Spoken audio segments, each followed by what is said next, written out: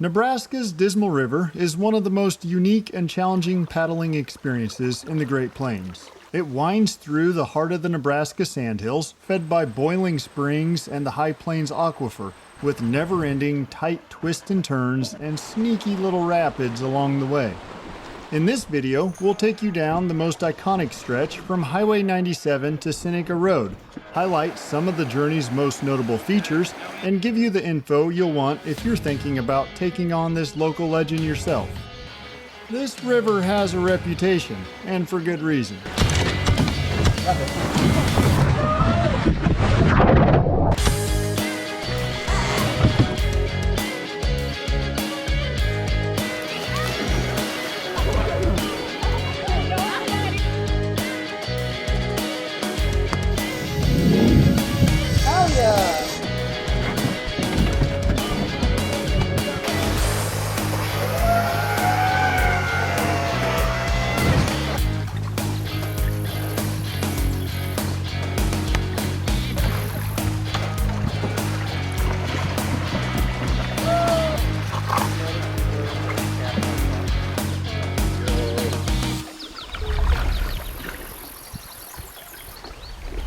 The Dismal River is deeply entrenched into interdunal valleys within the Nebraska Sandhills, one of the largest and most intact grass-stabilized dune fields in the world. It's remote and fairly rugged country out here, mostly ranch land, very few roads, and even fewer access points. This stretch we're paddling, from Highway 97 to Seneca Road, covers about 15 river miles and is one of the few sections where public roads bookend the river, making it just barely logistically doable while respecting the private property surrounding it.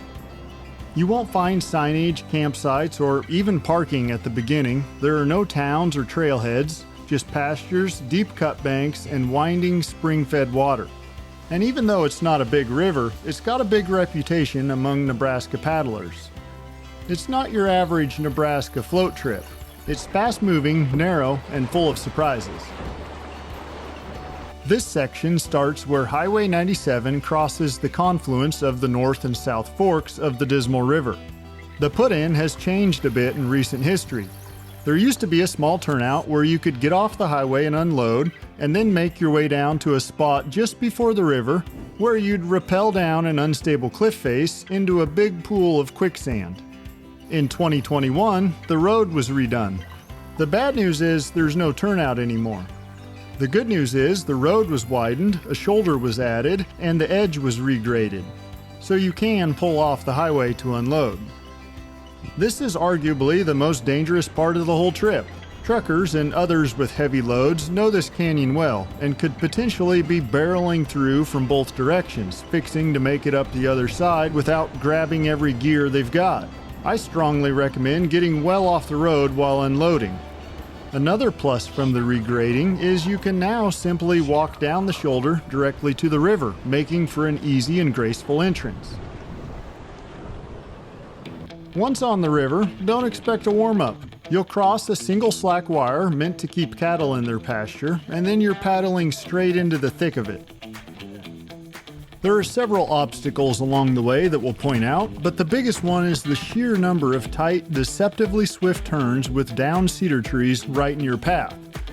There are some roomier, mellow stretches that encourage you to let your guard down, but as soon as you do, you might come around a blind turn and face a tight S-curve choked with strainers. The Dismal is known locally as Divorce Dismal. While the cautionary name might be a bit extreme, the nickname serves as a good warning. If you plan to canoe it with your significant other, you'll want to be on the same page, or at least ready to go to battle as a team. And it's not just the challenging bends that'll test you. There are also small rapids and barbed wire fences that'll sneak up on you if you're not paying attention. All the land the Dismal flows through is privately owned and actively grazed. To keep livestock in their pasture and off the neighbors, landowners have to fence across the river. Most of these fences you cross are slack wires, often with something covering the barbs where paddlers typically pass to keep from getting poked and help make the wire more visible. You can lift the wire with your paddle as you pass under, or I recommend having the best looking one in your group Hop out and hold it up while everyone else paddles through. One pasture has elk fencing on both sides. These fences have designated boat pass-throughs and ladder styles to cross. These pass-throughs have changed some over the years as the river under them has changed. Currently, a wire panel covers them so small calves can't walk through. Always close them back up behind you. While this river and its present challenges are constantly changing as it flows through sand and loosely consolidated sandstone, there are a couple things that remain constant: the stage and the temperature. The stream's flow is almost entirely base flow from the High Plains Aquifer.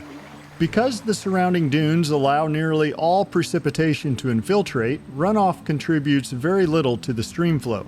Given the stable and consistent aquifer discharge, this means the river's stage remains steady whether it rained yesterday or hasn't rained in months. The water feels cold in the summer.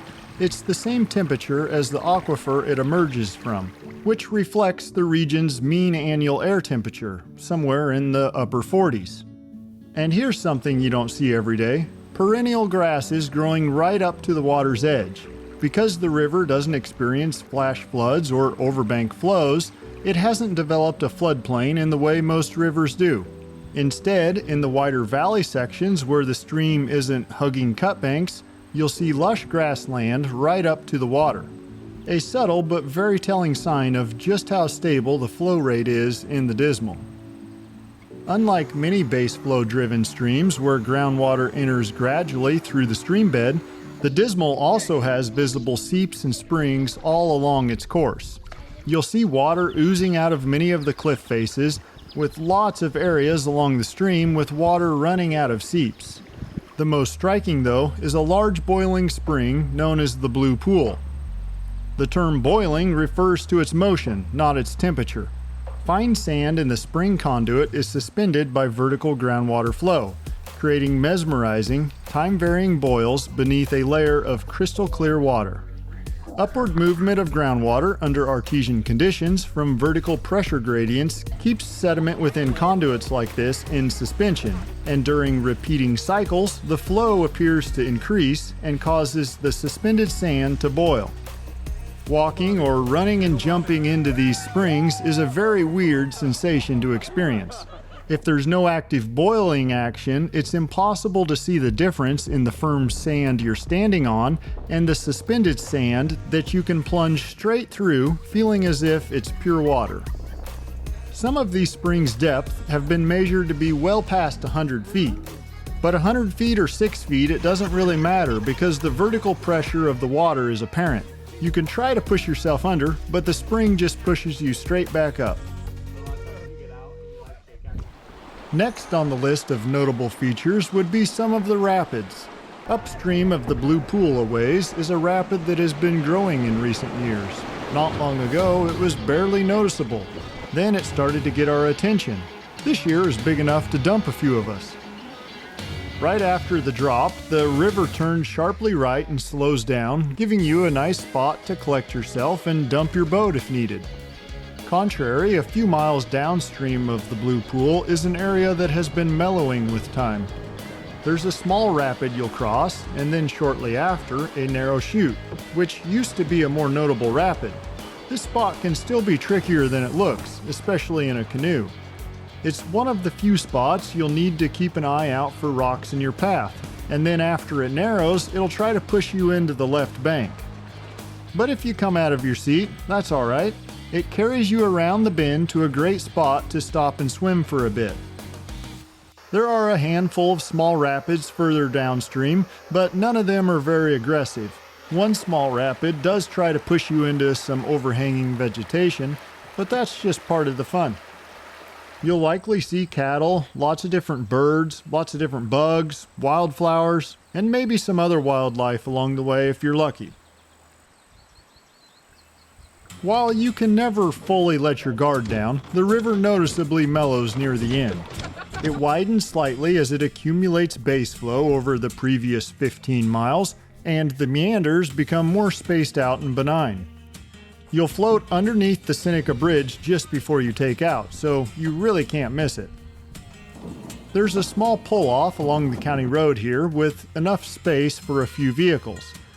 While it's probably a 6-hour paddle or less, we usually take at least 7, moving at a relaxed pace and stopping to enjoy the highlights. One last thing to keep in mind, this river is always changing. Some rapids are slowly growing more vigorous as they erode, others are mellowing out, and new cedars are constantly being swept into the channel as it shifts and reshapes. Given the challenges and the remoteness, it's no surprise the Dismal is often more talked about than actually paddled. This isn't your casual weekend float. It demands respect. But if you're prepared, it's an unforgettable adventure down a truly untamed river through one of Nebraska's wildest and most iconic landscapes. And hey, if we can paddle it, I bet you can too.